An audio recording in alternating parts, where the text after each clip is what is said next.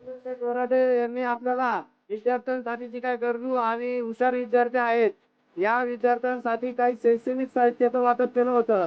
पुन्हा एकदा विद्यालयाच्या वतीने त्यांचं आपण जोरदार टाळ्यांमध्ये या ठिकाणी स्वागत करायचंय.